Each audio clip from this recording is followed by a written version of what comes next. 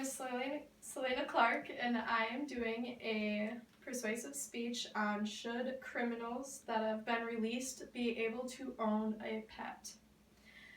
Now, we're bringing an animal that has been on death row from shelters and an inmate that hasn't had a second chance at life yet together, and hopefully avoiding the grim fate of both losing their lives. So, some pros of this would be that the animal obviously is getting the love and attention that it's never going to receive in any shelter home, and any prisoner that has never gotten that real connection with humans is able to have that final connection with an animal and being able to turn his or her entire life around. And from these very happy pictures, you can tell that these animals are having a very positive impact on their lives.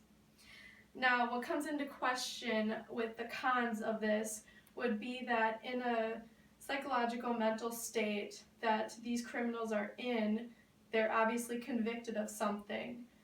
Should they be able to get that second chance with their habits of maybe relapsing into their old characteristics, which can lead to the neglect of the animal or the potential abuse. Also, if this criminal is just released, how do you find the financial ability to support this animal as well once the prisoner is out of this program and out in the world? Now, according to the Animal Legal Defense Fund, most prisoners that are released don't have any income, and it is very hard for them to find a job, so they aren't going to be able to.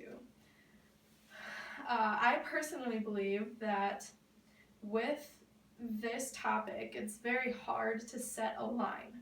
I am personally for them getting that second chance just because the animals themselves get a whole new life and they get off of death row or being put down in an animal shelter. I would only have one major thing that the criminals would have to go through to be able to own a pet. Now, when I say pet, I mean dog or horse, because that's mainly what's in the rehabilitation programs that are already in most jails around the country. These programs are mainly dog and horse because those are the ones that are most likely to be able to be trained and the most soothing to a prisoner. Cats aren't very soothing. But now what I have a problem with is what they consider a vicious dog breed, because according to Shino's blog, that many criminals have actually created weapons like pit bulls and German shepherds and Rottweilers. They've created weapons out of these animals. So why should they be allowed to have these animals and they still can't own a firearm? They're both weapons, so I don't find a difference between them. So what I would say, a hoop that they have to jump through, is that they aren't able to allow a dog that is considered a large dog breed. And a large dog breed considered by trainedpetdog.com is actually 50 pounds or up to 50 pounds or past 50 pounds. That's considered a large dog. Anything below that, I feel they should be able to have and give that love to those animals. A horse also is very expensive, so I really don't believe that they should be able to have that chance to own a horse, just financially. If they are able to, then yes, but that's where the background checks, just like a firearm, they should have background checks to be able to own that kind of pet. So overall, I do believe that they need to have that second chance. Pros, they both have great experiences with these rehabilitation programs. So that has proven that it will work most of the time.